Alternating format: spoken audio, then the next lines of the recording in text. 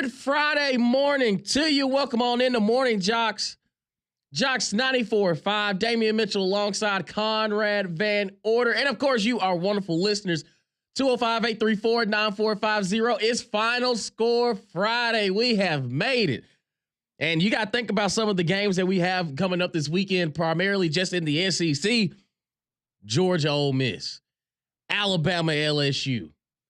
Hell, Vandy, South Carolina. That's one of the bigger games in college football as well, especially here in our conference. But when we look at what we expect to see for this weekend, we don't ask any questions. All we ask for you is to send in what you think the final score will be. And I'm interested to get the kind of the feel of this game for both Alabama, LSU fans, or even Alabama fans that feel that this Alabama team is going to, may go down there and struggle in Death Valley. But I'm trying to gauge the confidence level in this team heading for this weekend. But Conrad, I thought about this last night, and actually G-Mac said something to it that when he was in school, he felt that the LSU-Alabama rivalry was a little bit better than what he experienced in the Iron Bowl.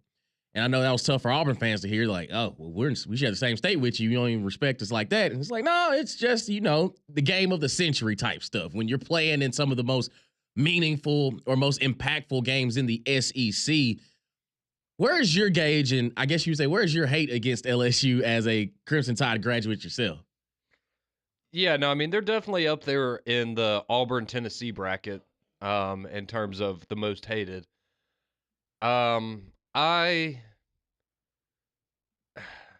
in terms of the fan base themselves,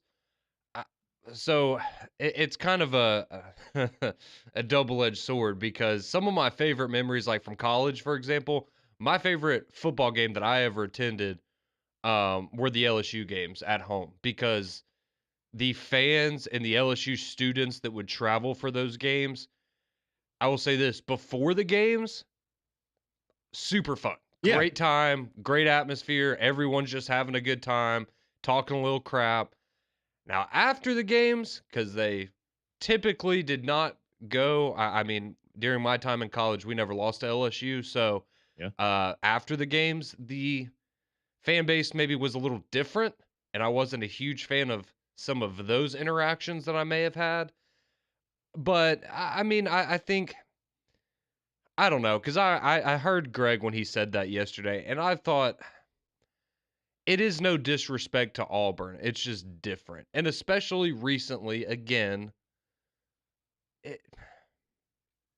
I just feel like maybe it carries a little more weight sometimes from a helmet game perspective.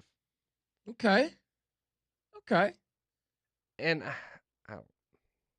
it's weird. I don't want to say anything that's gonna. I don't want to make. Conrad, you already said enough. You already said enough. It's just one of those things. It's different. I wouldn't know. I wouldn't know. I mean, I grew up rocking. I grew up rocking a school that doesn't exist anymore. So I hate the other Division III school down there in Montgomery. So I understand what you're saying, man. I also don't like Rhodes. Don't like Barry. Don't like Millsaps. But like you said, it's different. There's different levels of it. Yeah, exactly. There's different levels of it, and it's, I think there can be an equal amount of disdain for multiple programs, but for different reasons and in different ways, right? Like, okay. I don't just hate Auburn, right? Like, because it is what it is right now, right? Like, it's the, big brother, little brother rivalry. Like, you live with them and you pick at each other and y'all stuff. Share a room. Exactly. And so, like, that's a different kind of hatred, whereas, like, Tennessee, like, I just don't like them. Like, that it's different. Like, I just, no. So what about LSU? Where do they rank? Is it? I rank them in the fun to be around at first. When things start going south, get ready to bow up. So you were still in school when the Leonard Fournette game happened. Oh yeah. So that's okay. That's I get it. You've seen LSU come in all hyped up and oh yeah, they big, they bad, and then the potential Heisman Trophy winner or the projected Heisman Trophy winner was supposed to go out there and run for about 250 on you, and he ends up with what, 36? 31, 32? Yeah, he wasn't many. Well, I was about to say 2 years in a row he didn't fare particularly well against against Alabama. I will say that this. All right, I'll share this story really quickly because this is one of my favorite stories from college. It's kind of sad for one guy though. But it was the LSU and Alabama game in Tuscaloosa, and this would have been in 2015, if I remember correctly. Was that one in Tuscaloosa? Yeah, that was one in Tuscaloosa. All right, so if anyone was at that game, you remember it was really rainy all day. It was like it was essentially mud on the quad at Alabama, and you had Alabama fans, LSU fans, kind of barking at each other at one part of the quad, and you see this guy just out of nowhere start sprinting across the quad, and he's trying to like slide across the mud, like in the middle of everybody tailgating. And unfortunately, he was intoxicated and went head first into the ground, and he broke his neck. All right, yeah. so this is bad. That all right, sounds bad, right? So he breaks his neck. It's this huge scene, like really bad before the game, all this stuff.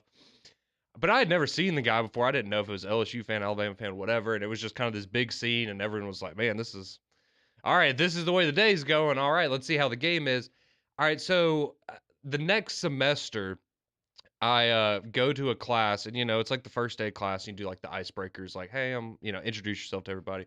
This kid gets up in the middle of class and goes, was anybody on the quad during the Alabama LSU game last year and remember somebody sliding across the quad and breaking their neck? And everybody just is like, I remember that happened. I remember yeah, that was me. And this guy just gets up there and explains like everything that went into that happening. And it was just one of those moments of like, I never thought I would see that person again. Like that was just a moment that stuck in my head before that game of a drunk fan breaking their neck outside the stadium.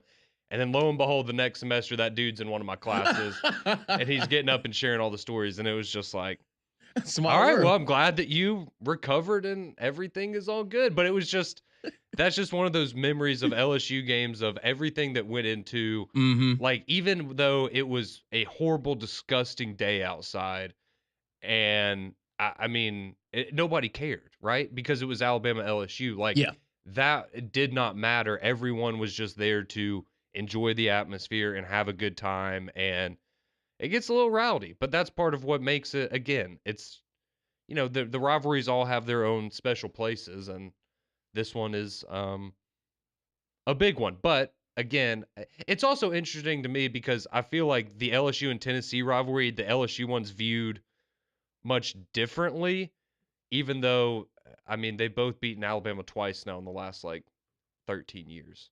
But I feel like people put more weight on the LSU game of more of like a, oh, are they going to beat Alabama this year? Whereas I feel like we got to the point with Tennessee where no one was really expecting that to happen. And now it's different with Heupel. But you know what I'm saying? Like, it's just funny that I feel like people used to discredit Tennessee and give LSU all the credit. And the reality is Alabama's done pretty well against both of them in recent memory. Yeah, that is true. That is true. And you think about all the players that have come through LSU and even Alabama, like you can look at NFL rosters and can tell that those two schools definitely impact. I mean, Georgia, you could throw them in there as well. But when you look at when they match up when they're in college, you don't realize just how great they are at times. And then it's like, wait a minute, they all are on the same team. Like you go back to the 2019 LSU team, which is probably arguably the best college football team ever assembled. And you realize who also was on the other side for Alabama. It's, oh, they all played against each other. And then you see them in the NFL. Some of them are teammates. And then there's some of them in the same division against each other. It's, oh, they can't get away from each other at this point moving forward.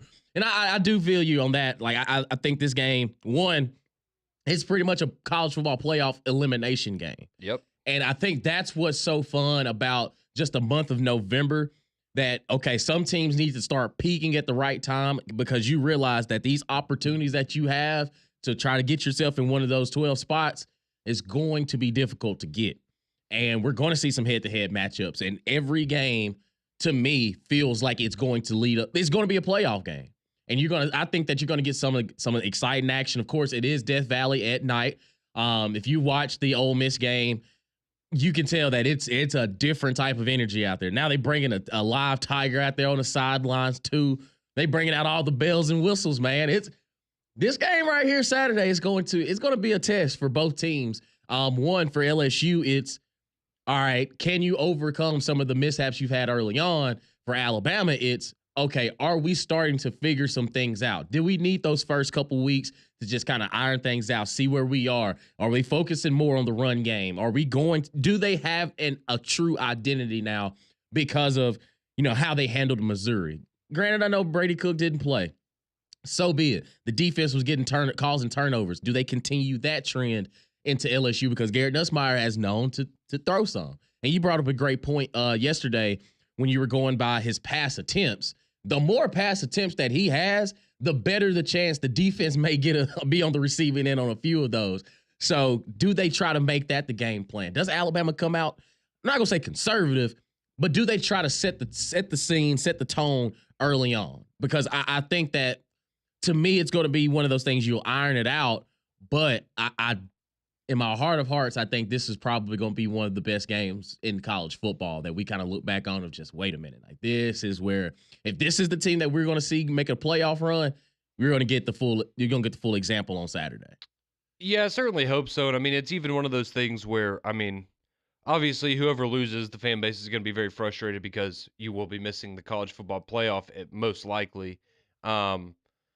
But still, I still, even if it means that, LSU wins, whatever, if we could get a game where you look at the teams and you go, okay, that was just a great football game, right? Like, it's not, well, this one side was overly penalized, or, oh man, can you believe that, Nussmeier threw 3 more interceptions and that's why Alabama, if this can be a fairly clean game and just a back and forth, honestly, kind of like the Thursday night game we got last night, if you watch that, like, and I know that's asking a lot because that was a fantastic football game last night. But, that's a big thing, I think, that a lot of people want, is you just want to be able to walk away with a positive impression of these teams. Even if your team loses, it was okay, that team is headed in the right direction, especially for Alabama, because to be able to have the Missouri game and then the bye week, and now if you come out flat, I mean, similar to look at, Georgia last week against Florida, right? Coming off of a bye and not looking like you really took advantage of that. Auburn against Missouri a few weeks ago. We're just kind of sitting there scratching our head like, did you even do anything during the bye week? That's what you want to avoid. And I think I'm personally am looking for Alabama.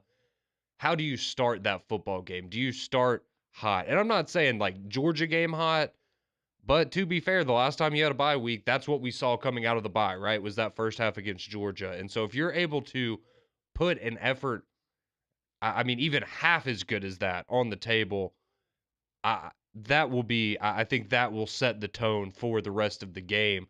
You just don't want it to be another situation like Tennessee where you're like, I mean, all right, Alabama's got the lead early, but, missed opportunities, because again, these teams are good enough where, and this goes for either side, too many of those missed opportunities, eventually the other side is going to take advantage of it. Yep. And as we saw against Tennessee, right, it was just you gave them too much time and they didn't have a huge lead to overcome, and it was nothing for them. So you can't be doing that against LSU. No, sirree. Final score Friday, y'all. 205-834-9450. Your text messages, your calls are always welcome here on Morning Jocks. I see you on the Jocks text line. It is y'all are letting the scoreboard talk. And it's going to be a fun day. So keep it locked right here as we continue the conversation on the other side on Morning Jocks and Jocks 94.5.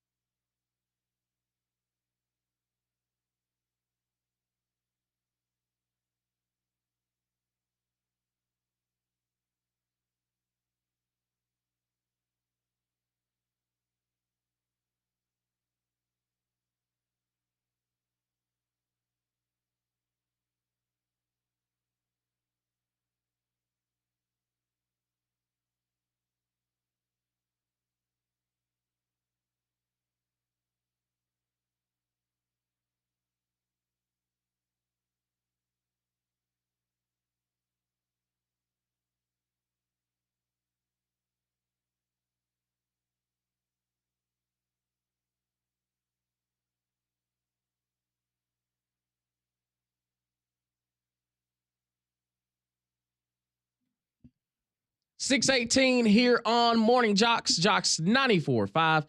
And Damian Mitchell alongside Conrad Van Order. And of course, you as well. 205-834-9450. Y'all know how we do it on Morning Jocks on Fridays. It is Final Score Friday. We don't ask any questions. You just tell us what you think the final score is going to be for some games around college football, primarily here in the SEC. And they're letting it loose, man. Chris texts in. He says, Chris from Rogersville, he has LSU 34-17 over Alabama. Wick Wheats causes chaos for Jalen Milroe. Yeah, he had 7 sacks a couple weeks ago in a game. He gets active. Jay from Winfield says Alabama knocks off LSU 42-28. Roll Tide. Lewis texts in. He has Texas knocking off Florida 49-13. He's got Georgia over Ole Miss 45-24. And Bama over LSU 38-25. I'm here for it. Okay. Some big wins there. Yeah. Eric has Bama over LSU 38-30. Texas over Florida 41-10. Ole Miss over Georgia 35-28. Okay. So yeah, I feel like more people, and I mean it's understandable, but like people are actually picking Ole Miss to win this year. Right. Whereas, I mean, I guess you had some people that did that last year, but that, I think we all knew how that one was going to go. But this year, I mean, I feel like people, it feels like you're telling me there's a chance. Right. And that's kind of where we are. And somebody takes in, he's got Ole Miss over Georgia 34-21, Vandy over South Carolina 28-27, and Alabama squeaking by LSU 17-14. Oh God, I hope it's not 17-14. Teddy texted in. He has Bama over LSU 35-31, Vandy over South Carolina 28-21, and Ole Miss over Georgia 21-20. That means Carson Beck must have thrown at least 3. Hey. Mike from Hayden. He's got Alabama over LSU 28-24, Ole Miss over Georgia 38-31. And then why would you send this? Somebody texts in, Damian D-Hop is still that dude. I know. Sorry we wasted his time. I apologize. After the game. I was like, listen, I'm sorry, D-Hop. Thank you. That's all we needed was an apology from you. Yeah, you need the general manager of the Titans. Will Levis needs to apologize because if he had played better, D-Hop wouldn't. Oh, we're not going over there. We're not doing this. Somebody takes in, Bama has minimum 14 penalties. That is a concern. I'll just be honest. If they keep it in the single digits, I will be happy. And I know that's maybe not the highest bar in the world, but keep in the single. It's just, and it's also, when are you getting penalized? Because I think the thing people are most tired of is pre-snap penalties that put you in 1st and long, 1st and 15, 1st and 20, or holding or whatever.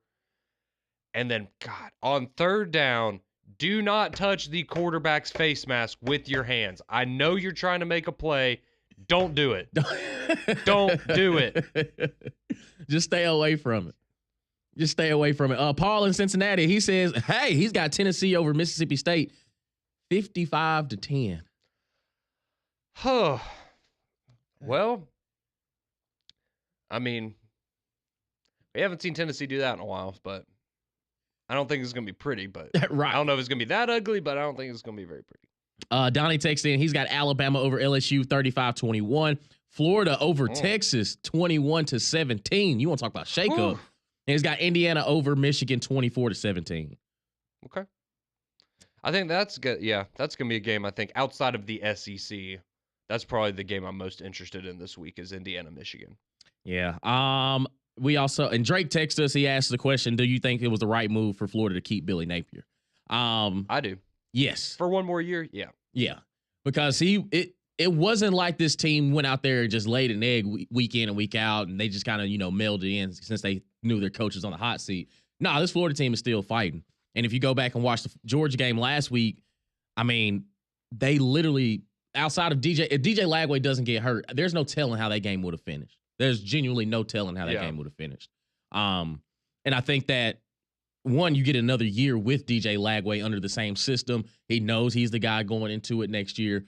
And now if they start to stumble out of the gate next season, then yes, you should probably go ahead and make that move, and you could tell that it's not going in the right direction, or it's not going the way that you thought it would. But I think keeping them there for another year kind of builds everything up. And I mean, he's got to recruit a little bit better. I will say that's kind of an issue because I think Florida is an easy place to recruit.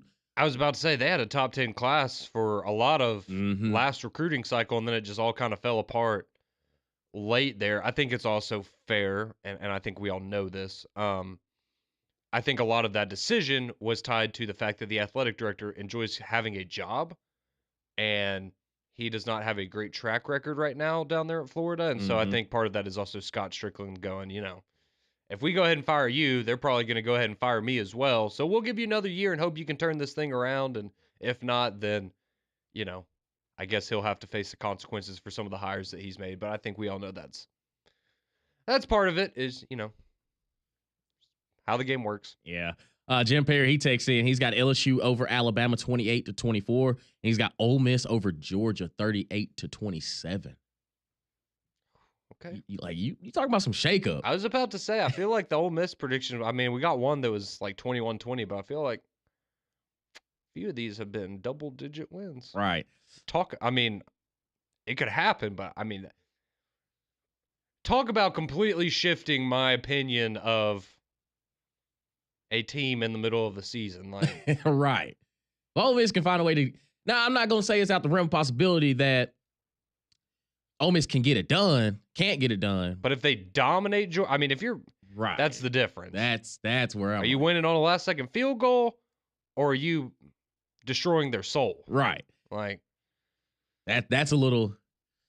That's where I'm kind of. Hold on, let's kind of look at everything for what it's worth. Not to say that their offense can't do it. It's can they do it against Georgia? Now Arkansas on the defensive side, yeah, get it, I understand. Got a few Jimmies and Joes that are just a little bit better than what's across from them, but Carson Beck is really going to have a bad game if I think Ole Miss is going to score like 40-something points against Georgia. That means they're getting it in red zone. That means he's making just some terrible decisions. But again, if there's a very strong possibility that it's going to be a lot of rain, now I don't think that really plays into what Ole Miss does. Yeah. Georgia's built for it. So I'll probably lean a little bit more Georgia on that. Yeah, that's where it's interesting because, you would look at that normally and like you're saying, you'd be like, oh man, Georgia, I mean, the running game, they're going to easily be able to dominate that game in the trenches. But I think twofold, Georgia isn't a great rushing team. If you look at, I mean, honestly, if you look at their rushing stats in terms of rushing yards this year and yards per game, like they are sandwiched between Georgia State and UAB in the rushing rankings in college football. So I think that's the other factor is Georgia's not as good of a running team as they have been in the past. So maybe that doesn't give them as big of an advantage as you would expect if the game ends up being, really bad weather and throwing the football is just really not an option for large parts of the game. And plus, I mean, as we know, the best part of LSU or Ole Miss's defense is the defensive front. So it's going to be, yeah. Because the weather throws a huge wrench into this game, I think. Right. And I actually think the rain is actually going to push Georgia to say that, hey, we can't just lean on Carson being able to throw the ball. Yes. We haven't been successful running the ball, and Ole Miss's defense has gotten better. So if it's a lower scoring game, yes, I would probably lean a little bit more to that level, but Georgia's built for it. Like their offense is built for it. Whereas Ole Miss, it's going to be tough to just sling it all over the yard when, it's raining outside. You got to, I mean, those shots that are, 60, 50, 60 yards down the field, they start to turn into about 20 and 30 because you can't get the juice on it like you want to. You can't really have the feel of the ball a little bit. So I just think that if it does rain, which I'm pretty sure it will, it's going to be sloppy. It's going to be interesting, but it does lean more in Georgia's favor just because of the way the offense is structured for them. And I just think that, for Ole Miss, it's going to be tedious. It's going to be tedious. 205-834-9450. We'll continue on the other side. We'll take your text messages, your calls about some of the games. It's Final Score Friday. You just tell us what the final score is going to be for some of these games here in college football. We'll hear from you when we return here on Morning Jocks and Jocks 94.5.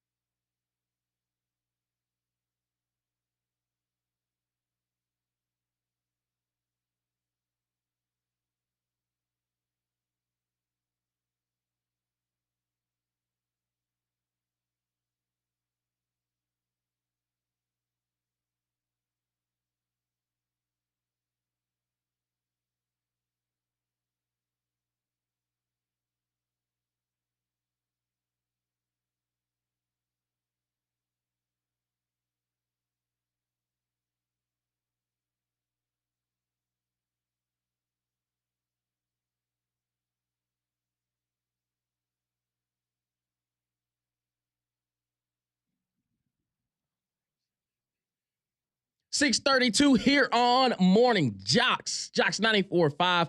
Final Score Friday. Baby, we have made it to another end of the week. Of course, we got some great games going on tomorrow from Alabama, LSU, Georgia, Ole Miss, Vandy, South Carolina, Tennessee, Mississippi State, Oklahoma, Missouri, Texas, Florida. You know, there's a heavier weight side on 3 games, and then the other ones are like, okay, well, we kind of know how these games are going to go. Yeah, and again, just a friendly reminder, the late game in the SEC is Oklahoma and Missouri. If you enjoy watching that, that is your choice. But the Auburn and Houston basketball game will be on Yes, sir. Late tomorrow night during the Alabama LSU game. So I know it's basketball. I know some people still are, they don't even start thinking about basketball until football's over. But in terms of SEC action tomorrow, and that's going to be more interesting than some of the football games, in my opinion. Absolutely. Let's go to the phone lines. Let's talk to B-Ham Dog this morning. What's happening, B-Ham Dog?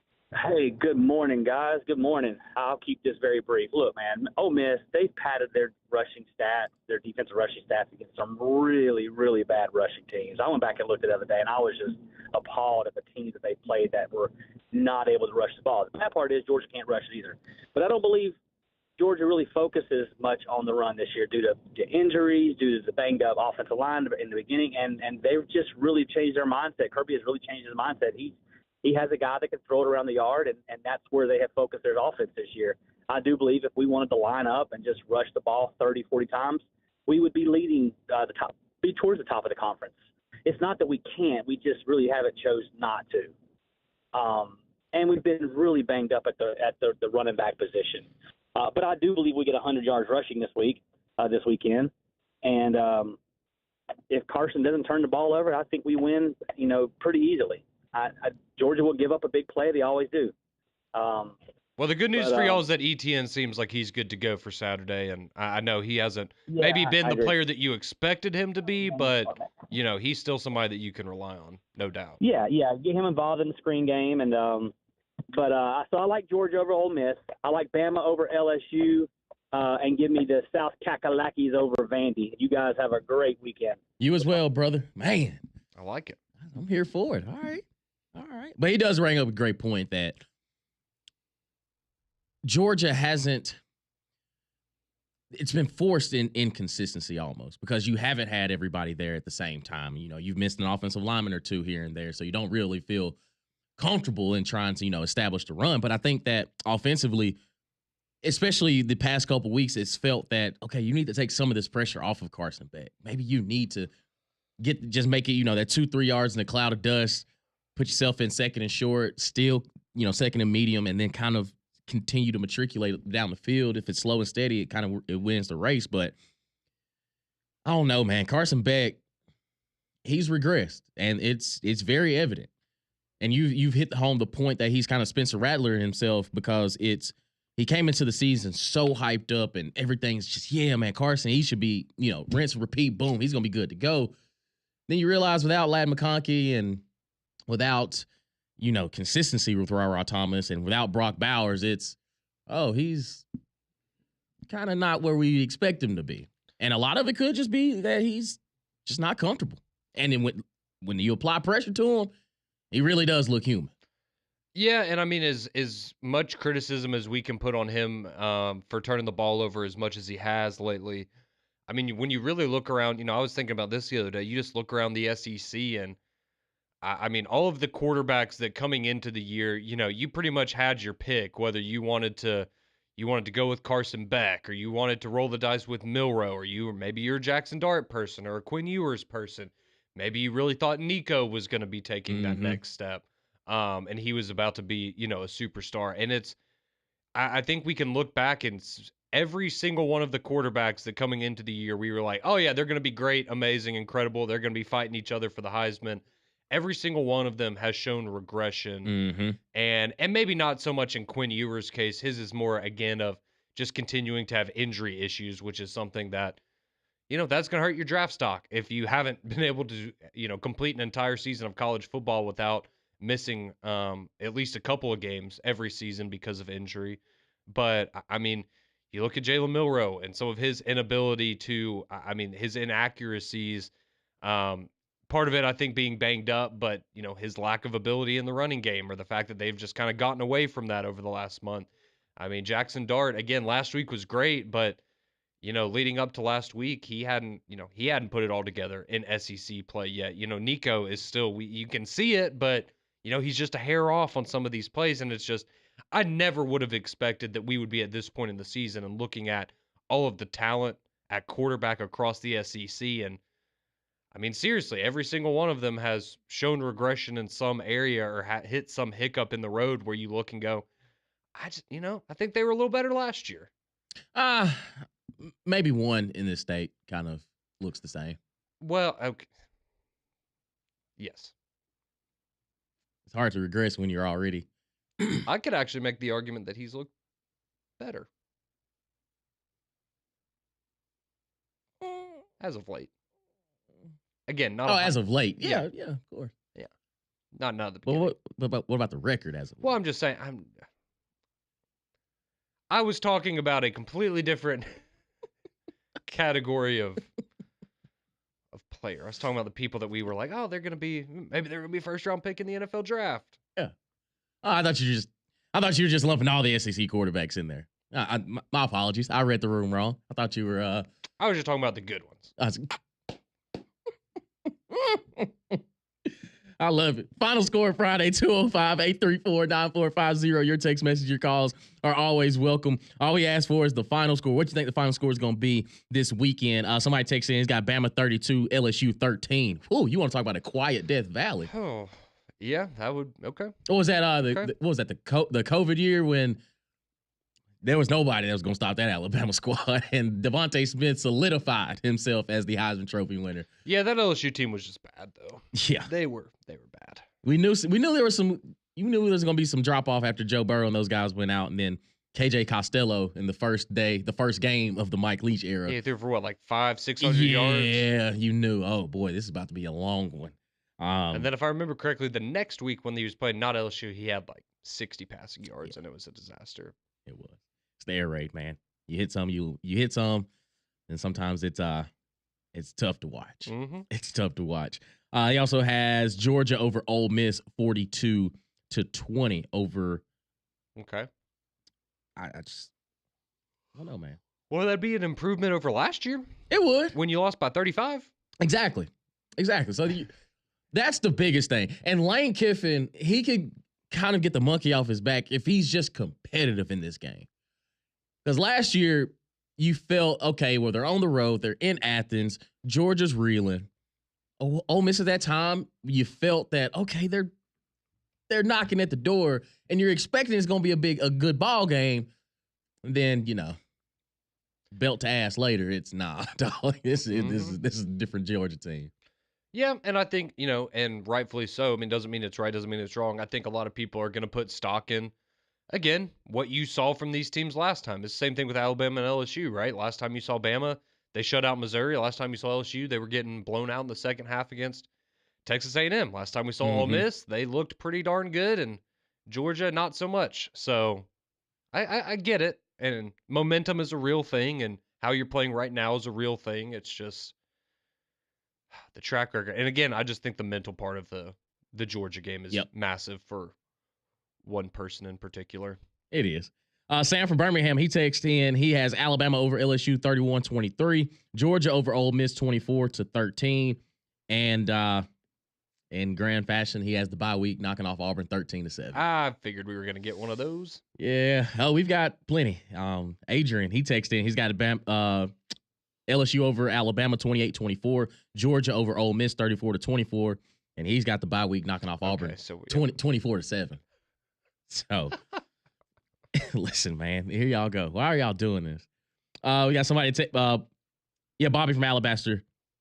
He has Auburn knocking off Houston in basketball 67-65. He's got Bama over LSU 31-21, Vandy over South Carolina 24-23, and Georgia over Ole Miss 27-13. Okay. Will texted in. He has Alabama over LSU 27-24, and in a pretty big upset, he's got Michigan over Indiana 17-10. Ooh. That would be big. Can Michigan score 17 points? That's a great question. And for an Indiana team that's had no problem scoring points this year, that would be a big upset. Matthew has Bama over LSU 38-30, Georgia over Ole Miss 42-28. And I think that for this Alabama LSU matchup, I think it's all about who gets off to the best start. Because to me, when I see LSU and they get down, they press the issue it's an onslaught. They lean all the way in, and it's boom, break the glass, emergency now. I'm like, coach, you're only down 10 points. It's gonna be okay. You can kind of build this thing up. But when you watch LSU play when they're down, it's okay, ramp it up. Garrett Nussmeier, time to go. And that's where they start to get a little reckless at times.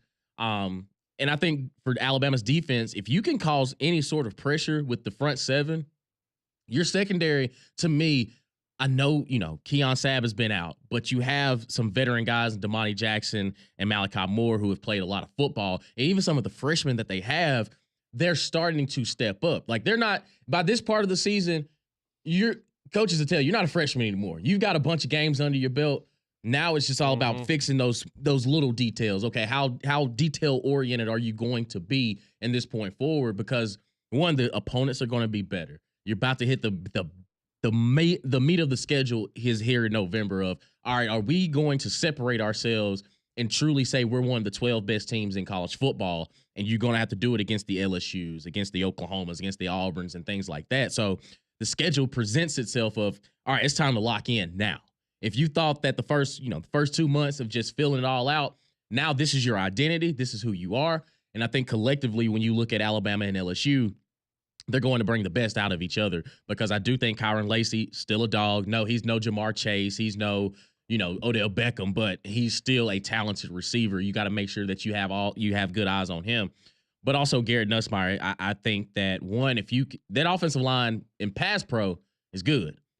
Now running the ball, it's kind of a different animal. Yes. And I mean, Brian Kelly, I'm interested to see his demeanor on the sideline. I'm interested to see how, if he loses, he's probably going to lose his mind at least once or twice. But does he let that stuff kind of dictate how he continues to call the football game? And for Kalen DeBoer, welcome to a night game in Death Valley, big dog. And I think that, he's very calm. His demeanor's always very, subdued. If he takes his headset off, it's go time. He's got it in him.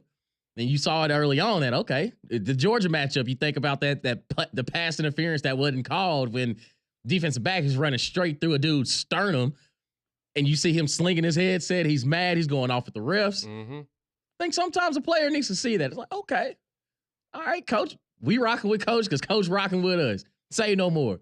So I'm interested to see just how the environment plays into a factor into it, because again, when Alabama was in Neyland, it was loud. That first drive, it was shaky. False starts, snap counts kind of thrown off.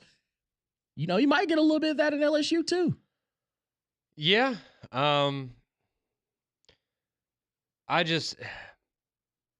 It will be very interesting to see how LSU plays in desperation mode, because that's essentially what both of these teams are going to be in on Saturday, right? It is essentially a playoff game. You're treating this as, if you don't lose this game, the season's essentially over. It's not, but in terms of you being able to accomplish the goal, which for both of these teams is winning a national championship, that's out the door. And again, this is one of those, when you're a fan of a team and you just like watch them for a long period of time, how does LSU respond with their back against the wall in this situation? Because this is typically where Alabama is at its best, when they have to win, when they have to show up. And I think that attitude will prevail from what you saw against Missouri, but it's how much of that do you get on the other side from LSU as well, right? Are they able to keep their composure? Are they able to go out there and grit out the win? Because I just think that I feel like some things have been fixed for Alabama. You've got some guys that are healthy and they are aware of the situation that they are in. And, maybe they're going to fall flat on their face. Maybe they're going to go out there and look like one of the better teams in college football, like we know they can be when they really want to be, and everything's clicking. So it'll be interesting. A lot of pressure on both sides for both coaches as well. And how, like you were saying, do we walk away from the game going, man, I feel like maybe you were pressing in that situation. I feel like maybe you made a panic decision in this situation. And like you said, I mean, Kalen DeBoer's first game down there in Death Valley, it's a different environment. It is, to say the least. It is indeed. Keep it locked right here on Morning Jocks and return here. We got to make some picks for the weekend. We'll tell you where our mind's at, where our money's at as well for some games in college football. Keep it locked right here on Morning Jocks and Jocks 94.5.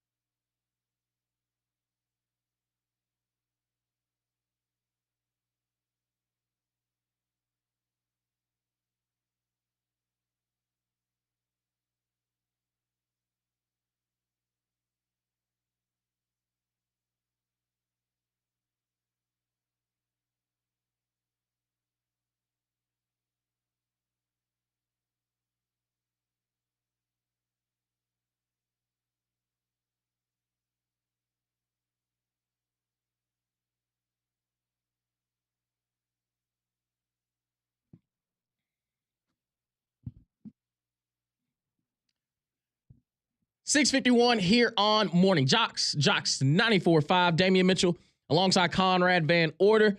Appreciate everybody participating in Final Score Friday. We're here with you for a few more minutes as we take you up to the top of the hour for McElroy and Kublik in the morning for Max Ball Friday. The most in-depth coverage you're going to get, especially most in-depth breakdown from across the big games in college football. So we got to give you some picks.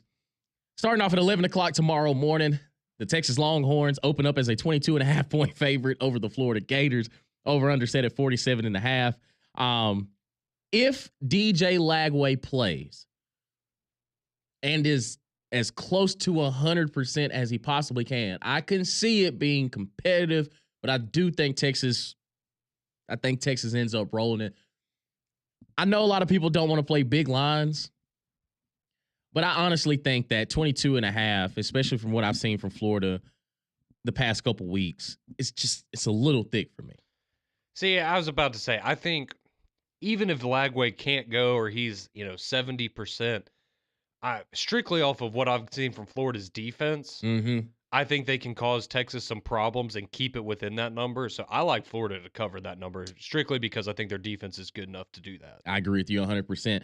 2:30 on ABC. GMAC will be on the call for this game. Georgia and Ole Miss. Georgia right now a 2.5-point favorite over the Rebels there in Oxford. Over under set at 55. I think Georgia covers. I think Georgia wins the ball game. I think that if it is raining, I just don't know if Ole Miss's offense is going to be able to replicate what they've been able to do week in and week out, and like whether it's going to play a factor into it. And I don't think that they can just line it up and run it against this Georgia defensive line and this defensive front. And I think Georgia wins anywhere between 1 to 2 touchdowns. Yeah, I think the rain definitely hurts Ole Miss a little more than Georgia in this one. And again, just Lane Kiffin's track record in these matchups, I got to go with Georgia. And also, with the weather, I think the under's not a bad play either, as is typical when there's, bad weather for these games. But yeah, I would love to be able to sit here and have optimism for Ole Miss, and I think it can be competitive. I expect it to be more competitive than last year, but yeah, got to roll with Georgia. 3:15 on the SEC Network. The Vanderbilt Commodores welcome in the South Carolina Gamecocks. Vanderbilt's a 4.5-point underdog at home. Over under set at 45. I'm going to go ahead and tell you, I'm rocking with Diego Pavia.